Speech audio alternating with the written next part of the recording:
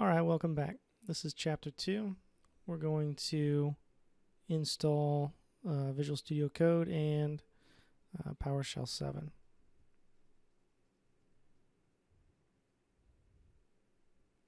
And as it says here, we talked a little bit about this last time. PowerShell is pre-installed since Windows 7. So PowerShell 7 has a new name, pwsh.exe, and it's installed side by side. All right, and if we follow this link, we should be able to get to the GitHub.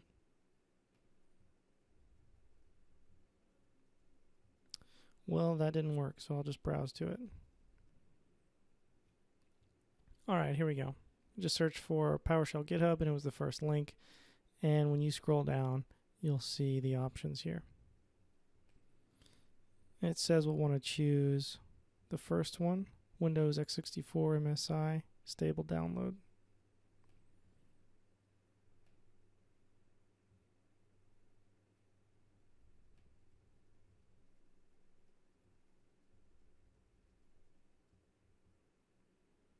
And it says there's really not much to it. Walk through the MSI wizard, accept the defaults, and you're done.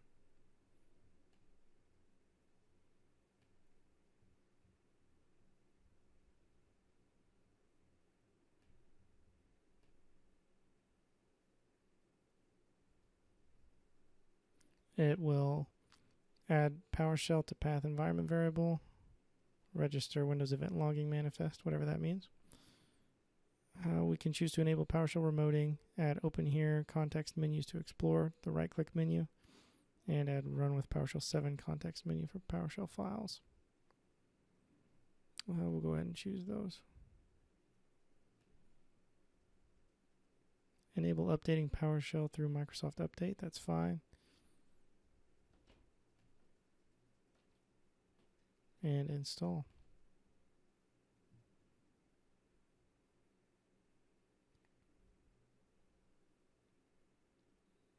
All right, we'll click finish.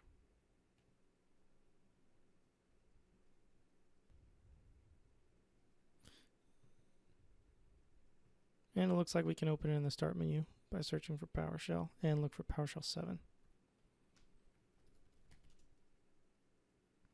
There it is, PowerShell 7. And I noticed last time it was a little bit small, so we'll make it a little bit larger by right-clicking up here and going to Properties or Defaults and changing the font size. There we go.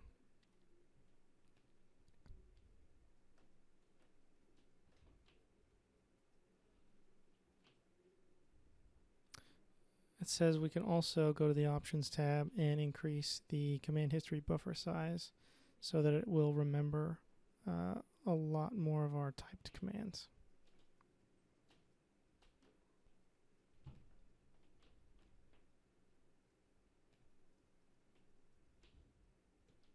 I'll just set it to 300.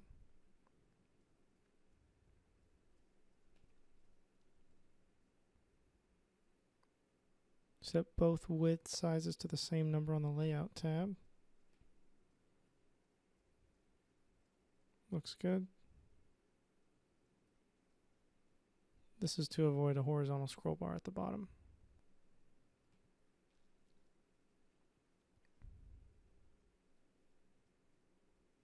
And then it goes through the steps to install it on a Mac if that's what you're using, as well as Linux. It explains here that Visual Studio Code is a lightweight text editor like Notepad++ that allows plugins, even though it shares a similar name to Visual Studio, which is a larger integrated development environment. It looks like we can get Visual Studio Code here and the PowerShell extension here. Okay, it says we can download it from here. And we'll get it for Windows.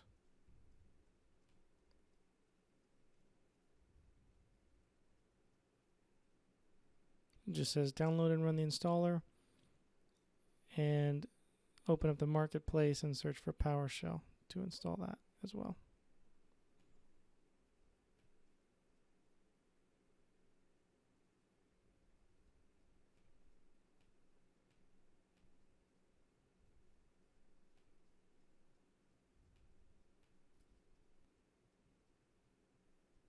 and we'll launch it.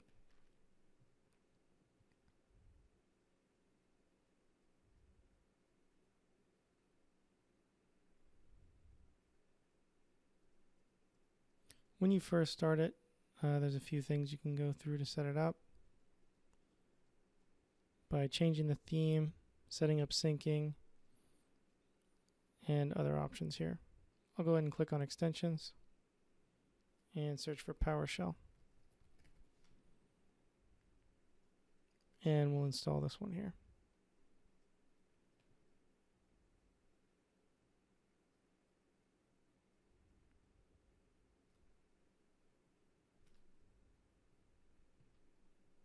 And once again, there's a few things that we can set up.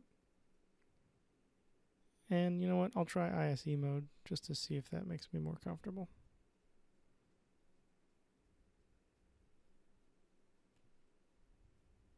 Nope, I've already lost the sidebar, so I don't know where I'm doing. There we go.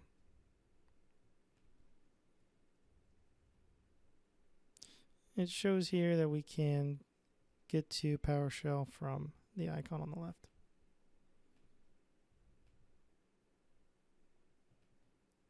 And here's the different parts of the window. There's the Command Explorer, the script editor, and the integrated console.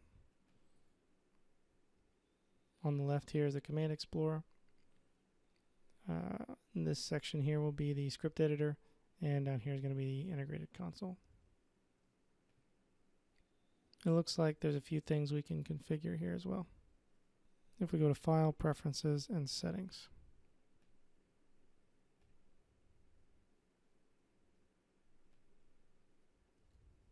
It recommends that we turn on these. So we'll search for tab completion.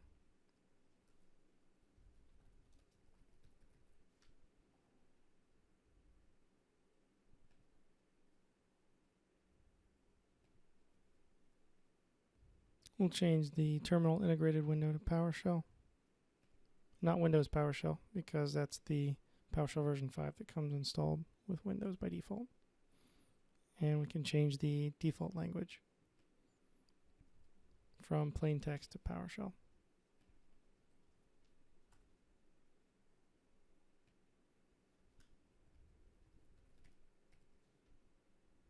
Now we can get started testing some PowerShell commands. It looks like the console allows us to do some tab completion, so we'll try that out. Git-P and hit tab. Okay, it looks like that's working. dir space / and press tab.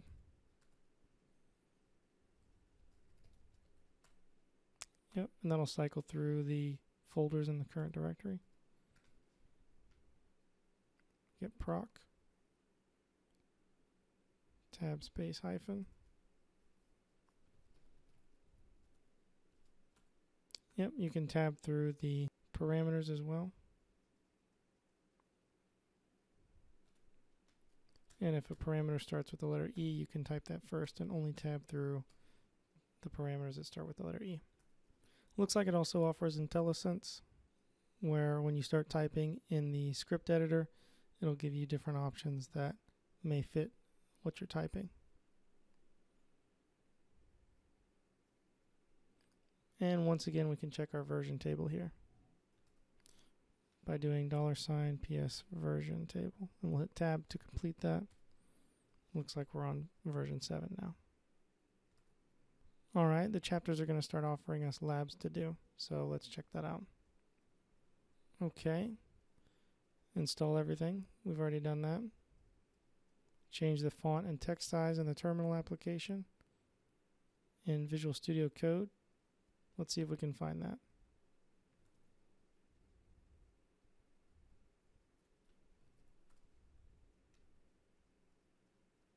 Looks like if we search for font, it comes up here.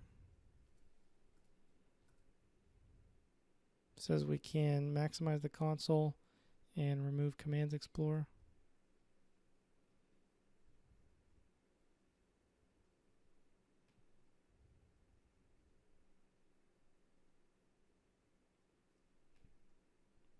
There we go.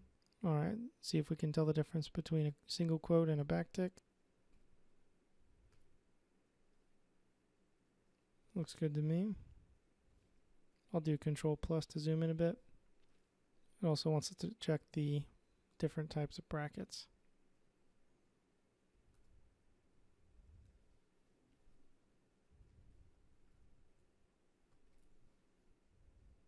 I think that looks good. And that's it for this chapter. All right, next time we'll go over chapter 3 and take a look at the help system.